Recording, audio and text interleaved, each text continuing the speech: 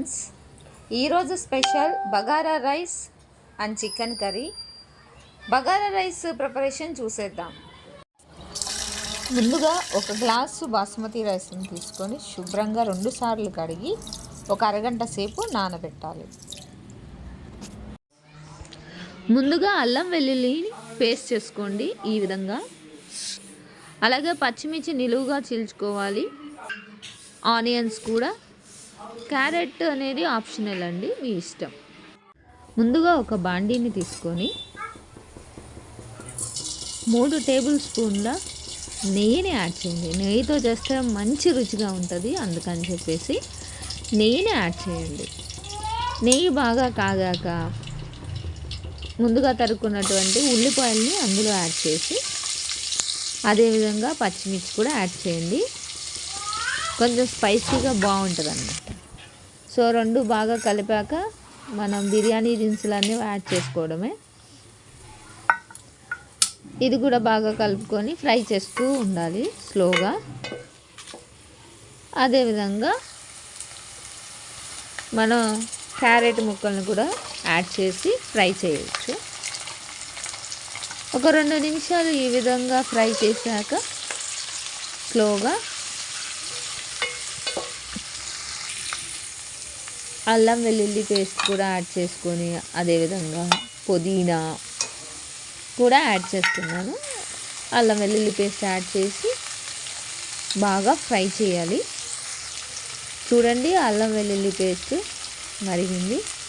So కొత్తిమీర add చేశాను. అదేవిధంగా కొంచెం కరివేపాకు యాడ్ చేసి బాగా ఫ్రై చేయాలి. ఎంతో సింపుల్. ఈ విధంగా మగ్గాక చూడండి, ఒక 3 to 5 మినిట్స్ అండి, అంతే, అంతకన్నా ఎక్కువ పట్టదు. సో ఈ విధంగా బాగా మగ్గాక కొంచెం ధనియాల పౌడర్, కొంచెం గరం మసాలా, కొంచెం జీరా యాడ్ చేసి బాగా మిక్స్ చేయాలి.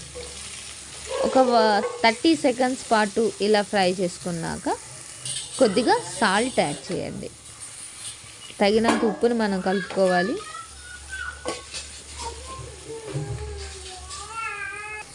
ఇప్పుడు మనం ముందుగా నానబెట్టుకున్నటువంటి బియ్యాన్ని అందులో వేసి బాగా కలపాలి.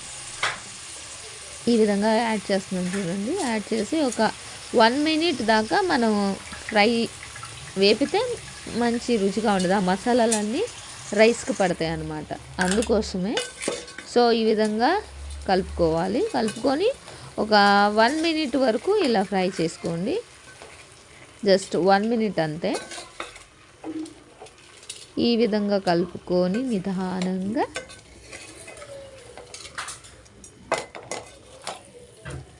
నేను ఒక గ్లాసు బాస్మతి రైస్ తీసుకున్నాను కాబట్టి